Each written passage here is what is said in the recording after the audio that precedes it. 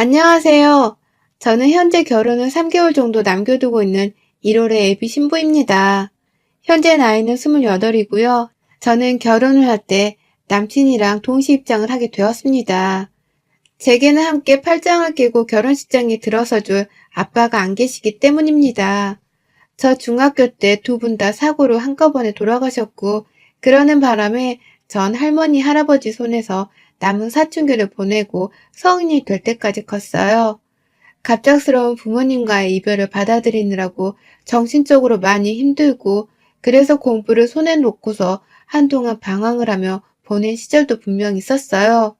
하지만 저희 부모님만큼이나 저를 불쌍히 여기고서는 친자식처럼 키워주려고 하신 할머니, 할아버지 덕분에 부족함 없이 자랄 수 있었습니다.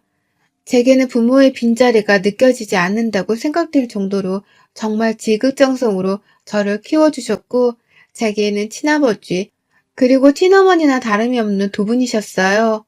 제게는 정말 감사한 분들이시고, 또 평생 갚지 못할 은혜를 입게 만든 분들이셨죠. 하지만 저 대학 졸업하던 그 해에 할머니가 돌아가셨고, 얼마 전 한참 결혼을 하겠다고 할아버지한테 남자친구를 소개시켜주고 신나게 서로를 알아가던 그쯤 할아버지가 갑작스럽게 돌아가셨습니다.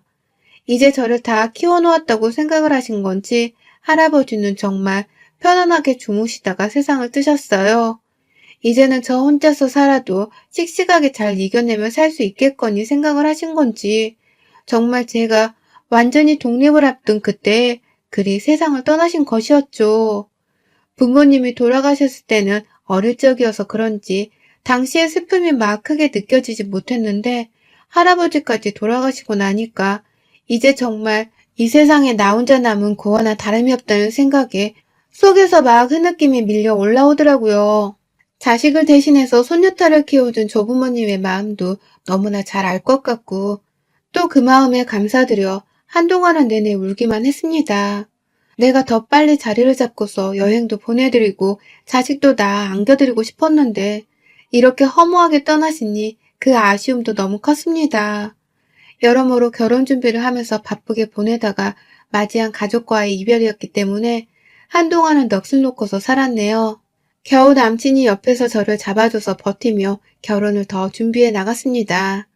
그러다가 할아버지가 제 앞으로 집과 재산을 좀 남겨주고 가셨다는 것을 알게 되었어요. 저 혼자 남자친구의 도움을 받아가면서 장례식을 치렀는데 그 후에 신경 쓸 것이 좀 줄어들고 나니 제게 남겨진 재산이 눈에 들어왔죠. 할아버지는 살아생전에 부동산 업쪽에서 일을 쭉 하셨고 저한테는 아낌없이 돈을 써주셨지만 스스로는 워낙 검소하게 사신 분이셨거든요. 그래서 살고 계시던 할아버지 집 말고는 남겨질 유산이라는 건 애초에 있지도 않을 것이라고 생각을 했었습니다. 그런데도 사시던 아파트 값에 모아놓으신 돈, 그리고 고향 땅에 있는 땅 조금까지 포함을 해서 제게 남겨진 돈이 무려 25억 6천만 원 정도였습니다. 절대로 제가 혼자서 취업을 한 후 버는 월급으로는 평생 저축을 해도 모을 수가 없는 큰 액수였고요. 왜 살아생전 이 돈에 대해서 말씀을 해주지 않으셨나 싶어서 깜짝 놀랐습니다. 돈이 이렇게 있으면 스스로 옷이라도 한 벌 더 좋은 걸로 사 입어보시고 여행도 더 열심히 다니시면서 인생을 즐기셨으면 좋았을 텐데 부모 잃은 손녀딸이 불쌍해서는 손녀딸한테만 아낌없이 퍼주며 사셨구나 싶어서 더욱 쓰라림의 눈물이 밀려왔죠. 그렇게 저는 할아버지 그리고 할머니가 남겨주신 돈을 소중하게 받았어요. 일전에 저희 부모님이 돌아가시면서 받은 사망보험금의 집 명의까지 다 할아버지를 거쳐서 제 명의로 이미 와 있는 상태였거든요. 그런데 여기에 또 유산을 받게 되면서 저는 세상에 혼자 남겨진 고아가 된 대신에 금전적으로는 아쉽지가 않은 처지가 되었어요. 아이러니한 이 상황을 즐길 수도 없었고 또 기뻐라만 할 수도 없었습니다. 나 키워주다 돌아가신 분들의 소중한 유산이었기에 절대로 이 돈을 허투루 쓰기도 싫고 그럴 마음도 없었어요. 나 잘 살아갈 거고 또 좋은 곳에다가 쓰면서 베풀고 살 거라는 걸 하늘에 있는 가족들한테 보여주면서 살고 싶은 마음뿐이었습니다. 그러는 동시에 제 결혼에 대해서 다시 말씀을 드리자면 그 당시 저랑 결혼을 준비하던 남자친구의 경우 모아놓은 돈이 겨우 2천만 원에 불과했어요. 다만 군대 다녀오고 남자가 취업 준비를 오래 하다가 사회생활을 늦게 시작한 것을 생각하면 서른인 그 나이에 그 정도 돈을 모아놓은 건 절대로 적지 않은 것이라고 생각을 했습니다. 모아놓은 돈이 적은 것일 뿐 평상시 데이트를 하면서 봐온 남자친구는 검소하고 또 돈을 쓰는 것에 있어서 신중한 편이었기 때문에 금전적인 면에 있어서는 얼마든지 빨리 돈을 모으고 자리를 잡을 수 있게 될 거란 믿음이 있었어요. 남자친구도 자기 스스로 빨리 돈을 모아서 가정을 일굴 준비를 제대로 하겠단 말을 참 자주 했었고요. 다만 공기업이긴 하지만 아직 연차가 얼마 안 쌓여서 그런지 월급 액수도 적고 일도 많아서 그런지 여러모로 많이 힘들어 보였습니다. 그와 동시에 결혼 준비를 하면서 빠져나갈 돈이 한두 푼이 아닐 텐데 혼자 남자라는 이유로 안고 가야 하는 부분들이 부담이 되었는지 유독 수척해 보이기도 했죠. 시어머니 되실 분께서 지금 남자친구가 자취하면서 살고 있는 오피스텔의 전세 자금을 지원해 주신 덕분에 남자친구가 서울에서 월세살이를 하면서 돈을 써야 할 일은 없었는데 그럼에도 여러모로 돈 얘기만 꺼내면 주눅이 들고 힘들어하길래 제가 사실대로 말을 했습니다. 돌아가신 부모님께 받은 집도 있고 할아버지가 돌아가시고 나서 받은 유산도 있으니 그걸로 결혼 준비를 하면 된다고 말이죠. 너무 부담스러워하지 말고 그냥 하고 있는 일을 열심히 하면서 월급을 모을 생각만 하라고 말입니다. 신혼집은 돌아가신 부모님이나 할아버지 집에 차려도 좋지만 돌아가신 분들의 집에 차리는 게 안 좋아 보일 수도 있으니 그 집을 팔고 새로운 집을 구해서 살면 되는 거라며 남친에게도 여러 차례 일러두었고요. 그러자 남친도 무척 반가워하더라고요. 집 문제가 가장 큰 고민이어서 살고 있는 오피스텔의 전세 자금을 빼고 대출을 왕창 받아서 자가를 살지 아니면 그냥 계속 전세를 살면서 추후에 이사를 해야 할지를 계속 생각하던 중이었는데 제가 해결책을 제시해 줬다면서 좋아라 했어요. 다만 그게 저 고아가 되는 대신에 받은 돈이라는 것을 남친도 잘 알고 있었는지 더 이상 팔불출 같은 소리는 하지 않은 채 오히려 저희 가족들에게 감사하단 말을 같이 해줬네요. 참, 제 남편이 될 사람이지만 누가 봐도 사람이 괜찮고 또 마음이 따뜻한 남자였습니다. 그러니 저도 그런 남친이 고마워서라도 더욱 저 혼자서 결혼에 필요한 경제적인 부담은 안고 가려고 했죠. 저한테는 그럴 돈이 있었으니까요. 그렇게 집은 해결이 되었고 이제 제가 혼수료하고 식장을 보면서 척척 준비를 더 하면 되는 것이었어요. 그런데 바로 그 다음날 예비 시어머니께서 저를 집으로 초대하셨어요. 지금껏 결혼을 하겠다고 인사를 드리고 또 조금씩 준비를 하는 동안 어머님은 저를 단 한 번도 집으로 먼저 초대를 하거나 연락을 해오신 적이 없으셨거든요. 오히려 저를 고아라 미워하고 며느리로 받기를 싫어하는 분이셨죠. 저를 미워하고 싫어한다는 티를 직접적으로 낸 적은 없었지만 제가 워낙 어릴 적부터 부모님을 잃고 할아버지 집으로 들어가 살게 되면서 보고 배운 자연스러운 눈치라는 게 있어서 제 눈에는 다 티가 났답니다. 내가 딱 봐도 부모가 없다는 것에서 이미 마음에 안 들었는데 연애를 하는 도중에 할아버지까지 돌아가셔서 남친이 저를 도와 장례식장에서 상을 치를 때 어머님은 주변 사람들이 다 떠나가는가 보구나. 팔자도 참 기구하다 너. 라는 말씀을 하셨어요. 그리고 그 눈빛에는 자기 아들도 곧 이렇게 죽게 만들지 않을까 하는 두려움이 서려 있었죠. 저도 그 눈빛을 너무 적나라히 읽는 바람에 어머니와 저는 눈을 마주볼 수 없었고요. 저에 대해서 그런 마음을 충분히 가질만도 싶었던 나머지 어느 누구에게도 힘들다는 하소연을 해보지 못했습니다. 나 같아도 멀쩡한 아들이 부모 잃고 하나 남은 가족까지 잃은 여자애랑 결혼을 하겠다고 데려온다면 한 번쯤은 그러지 말라고 뜯어 말릴 것 같았거든요. 그러니 최대한 예비 시부모님이 나를 더 미워하시게 만드는 일만 없게 하자는 마음으로 가만히만 있으려 했어요. 그러다가 남친을 위해서 제가 직접 받은 유산도 결혼자금에 써보려 했고 남친이 좋아라 하는 만큼 저는 어머니도 좋아해 줄 거라는 기대를 했습니다.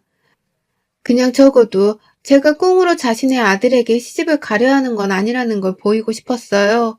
저도 고아이고 부족한 것이 너무 많지만 열심히 살아서 좋은 대학 나오고 좋은 직장에 들어갔고 또 그래서 좋은 남친 만나서 제게로 귀하게 장가오게 하겠다는 마음이 컸습니다. 그런데 예비 시어머니의 부름에 달려간 예비 시댁에서 저는 너무나 혼란스러운 나머지 말 한마디도 자꾸만 갈팡질팡을 하며 겨우 정신줄을 붙잡고서야 나올 수 있었습니다. 상상지도 못했던 일들이 그 안에서 펼쳐졌거든요.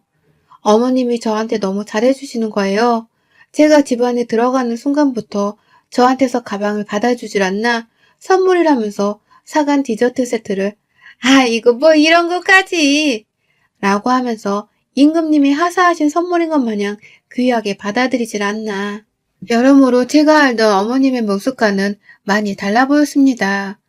일전에 집으로 인사를 드리러 왔을 때에는 제가 들어와도 본체먼지 하면서 부엌에 가서야 제가 어머님과 눈을 맞추고 인사를 할 수 있었거든요. 그게 저희의 첫 만남이었음에도 불구하고 어머님은 손님 대접을 해주며 현관까지 나와주지도 않았어요. 당시 제가 과일 바구니를 사갔었는데도 과일은 물러지면 날파리만 날라드는데 뭘 이런 걸 사오냐면서 괜한 핀잔을 주기도 하셨던 분이셨죠. 그 정도로 저한테는 살가운 모습보다는 냉정하고 또 귀찮아하는 모습을 더 많이 보이던 분이셨는데요. 그런 어머님이 결혼을 앞둔 저한테 이제서야 집에 오라고 반갑게 초대를 해준 것도 모자라 제가 사가져간 선물에 너무나 황송하다는 듯이 반응을 해주니 저는 당혹스러웠습니다. 왜 이러나 싶어서 눈치를 보다가 거실 안으로 들어가니 세상에 상다리가 부러질 정도로 진수성찬을 차려놓으셨는지요. 너 먹이려고 내가 전날부터 장봐놓고 오늘 하루 종일 준비한 거다. 라고 하시면서 가득 차려진 상 앞에 빨리 앉기부터 하라면서 저를 데려다 앉히는데 진짜 이게 뭔 일인가 싶더라고요. 너무 이상할 정도로 그리고 그 속이 다 티가 날 정도로 저한테 인위적으로 잘해주시기 시작하셨어요. 그 바람에 저는 단숨에 눈치를 챘죠. 어머님이 남친으로부터 저의 유산에 대해서 전해들었고 그래서 돈 때문에 나를 다시 보고서는 내게 이리 잘해주는 것이라는 걸 말입니다. 그러니 전 속으로 이런 어머님을 얼마나 치사하다 여겼는지 몰라요. 사람은 변한 게 없는데 겨우 가진 돈 때문에 나를 이리 다르게 대할 수 있는 것인가 싶어서 말이죠. 그 후로도 어머님은 저를 참 자주도 불러주셨습니다. 저희가 결혼 준비를 하느라 퇴근하고서도 여기저기 돌아다니며 예약 잡고 상의하고 하느라 늘 바쁜 일상을 보내던 중이었는데요. 처음에는 남친한테 전화를 해서는 옆에 제가 있으면 집으로 빨리 데려와서 밥이라도 먹이고 보내라며 부르더니만 언젠가부터는 저한테 직접 전화를 또 해서는 집에 오라며 며느라 라고 미리 호칭부터 부르기 시작하셨어요. 참 볼 때마다 너무 인위적으로 저한테 잘해주는 게 티가 났는데요. 저도 참 부모 없고 가족 없이 살게 되어 마음이 외로워진 건지 그런 가식적인 어머님의 지극정성 모습을 봐도 그저 고맙다고 넙죽 받기만 했습니다. 나한테 또 이리 잘해주실 어머님이란 존재가 어디 있을까 싶어서 그냥 그 목적이 돈 때문이더라도 사랑만큼은 넙죽 받고 싶었어요. 그래서 어머님이 옆집 이웃들이나 자기 친구들 얘기를 꺼내며 걔는 엊그제 만났더니만 온몸에 명품을 휘감고 나왔더라. 집에 며느리가 하나씩 사준 걸 가지고 나왔다던데 얼마나 부러워 보이던지. 사람이 나이가 드니까 명품 하나 정도는 있어야 사람답고 또 있어 보이더라고. 라는 뻔한 얘기를 자꾸만 할 때에도 저는 모른 척 그냥 명품 가방을 실제로 사드렸어요. 그렇게 비싼 건 당연히 아니었고 그냥 하나 사드리면 더 이상 명품 얘기를 하면서 다른 집 며느리랑 저를 그만 비교하실 것 같아서 입막음용으로 사드린 것이었습니다. 하도 명품 거리시길래 설마 그러고 나서 또 가방 얘기를 꺼내시진 않을 거라 생각을 한 거죠. 하지만 어머님은 그 후로도 저를 집에 불러내서 밥을 들면서 꼭 한 번씩은 누구는 뭘 샀다 혹은 누구는 어딜 여행으로 다녀왔다더라 라는 식의 남과의 비교를 해드셨습니다. 그리고는 꼭 저한테 그걸 다 해달라는 식으로 지그시 쳐다보면서 말씀을 하셨죠. 나도 그런 거 좋아하는데 라고 말이죠. 듣다 환장할 지경이었고요. 내 가족이 돌아가시고 나서 남긴 그 소중한 돈을 자기 하고 싶은 것에 쓰게 해달라고 조르는 이 어머님의 심성이 참 기가 막힐 노릇이었습니다. 한 번 가방을 사줬는데도 이젠 더 배가 불러서는 당당하게 하고 싶은 것이나 가지고 싶은 걸 요구하는 그 자세가 계속 눈에 거슬려 가던 중 저는 어머님의 끝판왕 진상짓을 직접 목격하고 말았어요. 지난 개천절이 있고 대체 공휴일이었던 그날 남친이랑 밖에서 만나 데이트를 좀 하고서는 신혼집 문제로 계속 상의를 할 것이 있어서 카페에 앉아 한참 얘기를 나누고 있었는데 아니나 다를까 어머님이 전화를 해오셨더라고요. 너네 데이트하고 있지? 집에 가기 전에 우리 집에 와서 밥 먹고 가. 라고 하면서 저를 또 부르더라고요. 이번엔 또 뭐가 가지고 싶다며 계속 졸라대실까 싶었던 나머지 처음에는 그냥 피곤하다 말을 둘러대고서는 안 가려고 했어요. 그런데 어머님이 절 위해서 특별한 걸 준비했다며 아주 신나며 부르더라고요. 그래서 하는 수 없이 알겠다고 대답을 하고서는 벼랑간 티를 내지 않은 채 남친과 함께 집을 찾았습니다. 집에 들어가니 어머님은 역시나 또 저를 위해 준비했다면서 상다리가 휘어질 정도로 밥상을 차려놓으셨더라고요. 그리고는 절 위해 준비했다고 하더니만 겉절이 김치 하나를 가져오더라고요.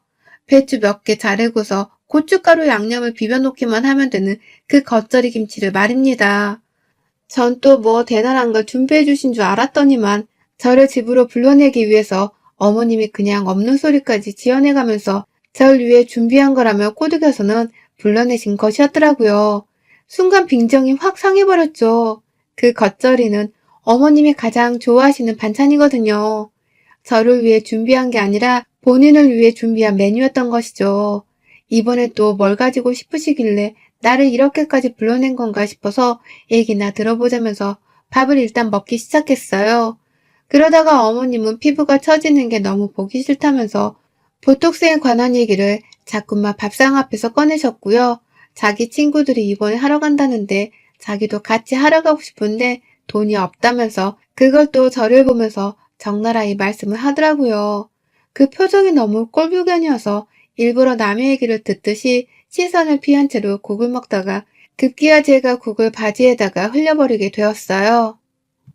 놀래선 자리에서 일어나다가 밥상에 무릎 짚고서는 반찬 하나가 더 떨어졌고요. 그 바람에 제 면바지는 완전히 맑은 국에 시뻘건 반찬 국물까지 범벅이 되어버렸어요.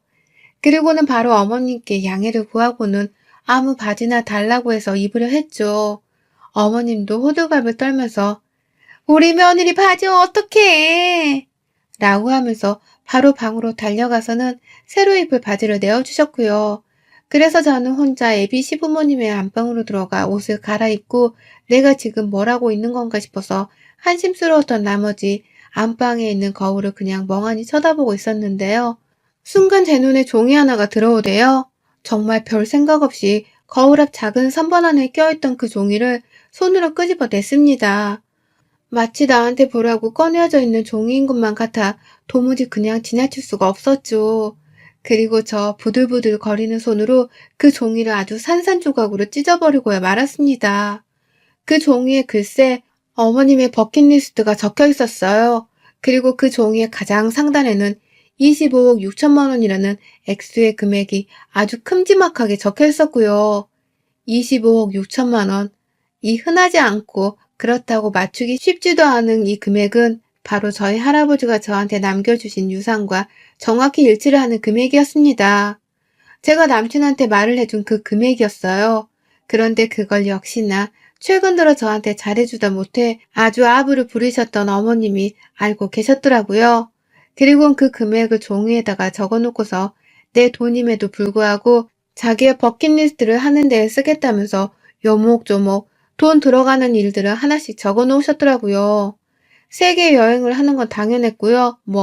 저조차도 한번 가본 적 없는 몰디브부터 시작해서 괌, 피지 등 신혼여행지라고 불리는 휴양지는 죄다 적혀 있었고 각종 브랜드 가방의 이름과 색상 그리고 사이즈까지도 아주 세세하게 적혀 있었습니다. 그중에는 가지고 싶다고 하도 말씀을 해서 제가 사드렸던 그 가방도 적혀 있었어요. 그리고는 그 가방 위에는 목적을 달성했다는 것을 증명하듯이 새빨간 매직으로 일직선이 그어져 있었고요. 저는 우리 부모님과 할아버지한테서 받은 이 돈이 너무 아깝고 차라리 돈 말고 가족들이 다시 살아나서 내 품으로 와주셨으면 하는 생각에 오히려 원망스러울 때도 많았는데 그 귀하고도 쓰기 힘든 그 돈을 시어머니는 혼자서 자기 사리사욕을 채우는 데 쓰려고 오만 준비를 다 해놓으셨더라고요. 저조차 처음 들어보는 명품들의 다이아몬드 반지랑 목걸이 세트도 하나 있었고 그 돈 모자라 하나 있는 지 딸 결혼식에 쓸 돈까지 저한테 부탁을 하려고 하는 건지 서희 결혼자금이란 목록까지도 적혀 있었답니다. 대충 옆에는 금액까지 생각을 미리 하신 건지 3천에서 4천 정도라는 글자가 새빨간 펜으로 적혀 있었고요. 이쯤 되니 시어머니가 너무 무섭더군요. 나를 며느리로 보는 게 아니라 그냥 이 집 구석에 마지막 남은 돈줄, 동아줄 정도로만 생각을 하시나 보다 싶었습니다. 당연히 만정이 다 떨어졌고 더는 시어머니를 마주보고 싶지가 않았어요. 그렇다고 내 남친하고는 헤어지는 게 죽기보다도 싫었고요. 산산조각으로 찢어버린 종이를 모아서는 그걸 들고 거실로 나가 바로 남친에게 종이 쪼가리들을 던졌어요. 이게 다 뭐야? 내 유산으로 뭔 짓을 하려는 거야? 라고 하면서 시어머니가 아닌 남친에게 쓰레기 같은 놈이라는 욕을 내뱉으면서 온 책임을 물었습니다. 설마 어머님이 이런 거 쓰셨을 리가 없다는 자세로 남친에게 애꿎은 화를 내면서 어떻게 우리 가족 죽고 나서 받은 유산으로 이딴 거 살 생각을 해? 네가 사람 새끼야? 라고 하면서 마구 욕을 날렸어요.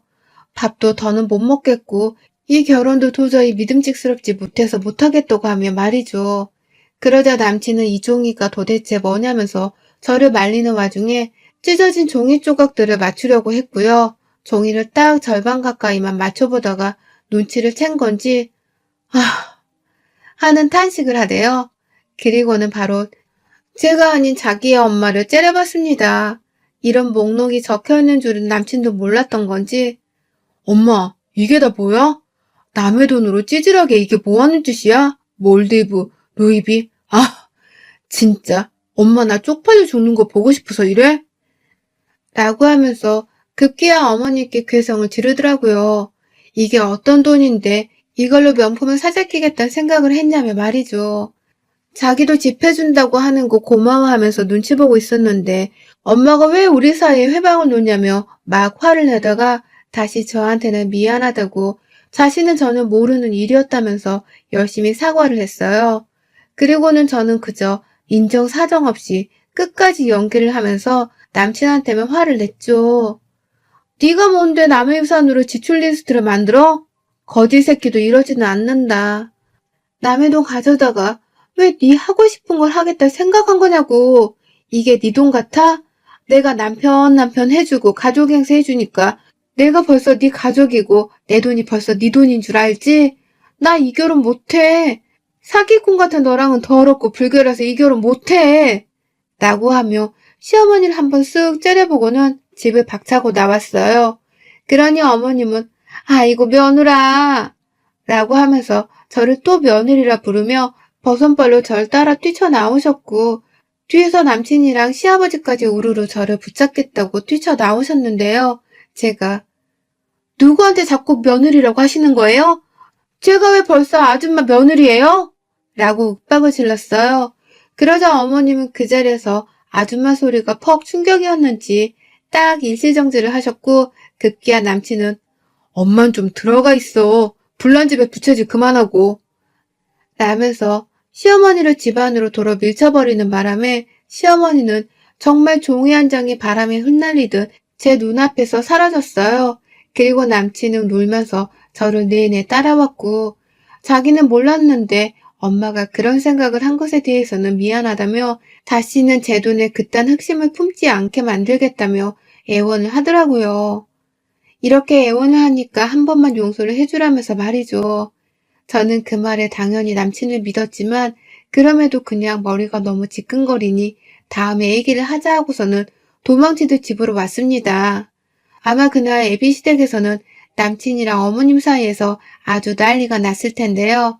저는 그냥 다 귀찮고 마음 아프다며 핸드폰 전원도 꺼버렸어요. 신경도 쓰고 싶지 않은 어머님 생각으로 머리를 지끈거리고 싶지 않았으니까요. 그리고 저 바로 어제 시어머니로부터 명품백을 환불받았답니다. 시어머니가 남편 손에 이끌려서는 저희 집에 찾아오셨어요. 저한테서 받아갔던 그 명품백을 종이백까지 고이 가지고서는 환불해달라면서 도로 가져왔더라고요. 그러면서 자기가 잠시 돈에 눈이 멀어서 그런 목록을 적어놓은 거고 절대로 자기 아들은 잘못한 것이 없으니 용서를 해달라며 비는데 솔직히 순간 마음이 흔들리긴 했습니다. 이대로 그냥 남친이랑은 결혼을 쭉 준비해야 하나 싶기도 했어요. 그런데 사람이라는 게 결혼을 하고 가족이 되는 순간 또 그게 자기 돈이라는 생각을 할지도 모르고 가족인데 한 푼 쓰는 게 그리 아깝냐면서 아쉬운 소리를 할 수 있는 거잖아요. 그래서 괜히 걱정이 되더라고요. 살면서 내가 받은 유산이 허튼 곳에다가 쓰이게 될까 싶어서 말이죠. 그래서 저 한 달이란 시간이라도 제발 달라고 했습니다. 내가 당신들 없어도 잘 살 수 있을지를 알고 싶고 또 그렇게 살아야 하는 건지에 대해서도 생각을 해봐야 하니 한 달이라도 제발 내 눈앞에 나타나지 말라고요. 결혼 준비도 올스탑을 하고 말이죠. 그러니 두 사람은 당연히 안 된다면서 울고 불고 더 매달렸지만요. 결국 저는 그렇게 두 사람을 집에서 내보내고서 한 달의 시간을 가져보기로 했답니다. 어찌 보면 그 시간 동안 내려야 할 결정에 대한 조언을 얻기 위해서 이렇게 사연을 보내기도 한 거랍니다. 제 가족의 목숨값인 그 유산을 사리사욕 채우는 데 쓰려고 한 예비 시어머니, 그리고 제가 여전히 사랑하고 있는 남자친구. 저는 과연 남자친구를 믿고서 이 결혼을 계속 진행하는 게 옳을까요? 아니면 그냥 다 필요 없다고 뒤집어 버리는 게 나을까요? 제 마음은 솔직히 남친이랑은 연애만 계속하면서 차라리 예비 시어머니랑은 더 얽히지 않고서 혼자 더 살아보는 쪽으로 기울어져 가고 있는데 이런 제 결정이 옳은 건지는 모르겠습니다. 결혼생활 선배님들의 조언이 절실해요. 여러분들의 생각은 댓글로 남겨주세요. 오늘도 시청해주셔서 정말 감사합니다.